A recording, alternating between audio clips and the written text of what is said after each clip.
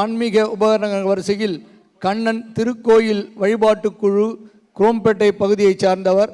அவருடைய AV please அவரை அன்போடு மேடை கழைக்கிறேன்.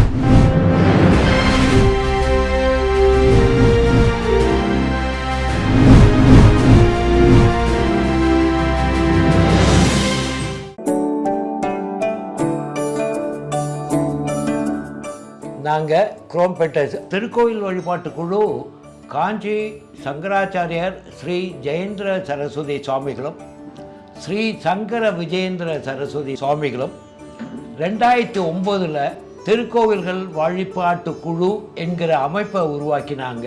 பிரிக்கப்படாத காஞ்சிபுரம் மாவட்டத்தில் இருக்கிற 13 தாலுக்கா இருக்குது.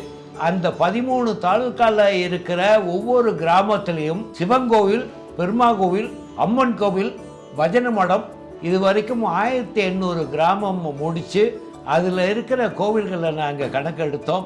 இந்த திருக்கோவில் வழிபாட்டு குழுவோட நாங்கள் ஏதான ஒரு கிராமத்துக்கு போய் அந்த கிராமத்து மக்களை சந்தித்து அங்கே 60 வயசுக்கு மேலே ஆன தம்பதிகளுக்கு பாத பூஜை பண்ணணும். அதே கிராமத்துக்கு 2வது முறை போகும்போது விளக்கு பூஜை பண்ணுவோம். அந்த மாதிரி பண்ணி இந்த கடந்த 16 வருடங்களாக இந்த வேலைகளை பண்ணினால என்ன பயன்னாக்க, இன்றைய தினத்தில் அந்த மக்கள் எல்லாரும் மோட்டிவேட் ஆகி சந்தோஷப்பட்டு அவங்க ஊரில் இருக்கிற பழமையான கோவில்களை புனருத்தாரணம் பண்ண ஆரம்பித்தாங்க. அதுபடி இந்த குரோம்பேட்டை கிளையை சேர்ந்தவங்க இது வரைக்கும் 250 கோவில்களுக்கு மேலே கும்பாபிஷேகம் பண்ணியிருக்கு.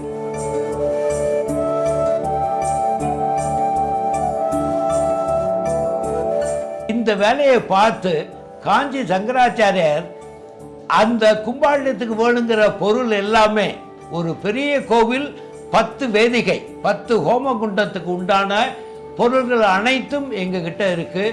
அதை இலவசமாக கோவில் கும்பாபிஷேகத்துக்கு கொடுத்து அதோட ஹோம திரவியங்கள் சிவாச்சாரியர்கள், பட்டாச்சாரியர்களை அவங்கள கூட்டின்னு போய் கும்பாபிஷேகம் நடத்தியிருக்கோம். இது வரைக்கும் 250 கோவிலுக்கு மேலே இந்த வேலையை நடந்திருக்கு. இந்த சிவராத்திரி அன்னைக்கு வசதி இல்லாத ஒரு 300 கோவிலுக்கு 18 விதமான அபிஷேக பொருளும் வஸ்திரமும் கொடுத்து வேலை செஞ்சிருக்கோம். இந்த தாரா ஃபவுண்டேஷன் மூலமா வெளி உலகத்துக்கு, உலகம் முழுக்க இது பரவ போகிறது. அவங்களுக்கு கோடான நன்றி நன்றி நன்றிங்கிற வார்த்தை போதாது.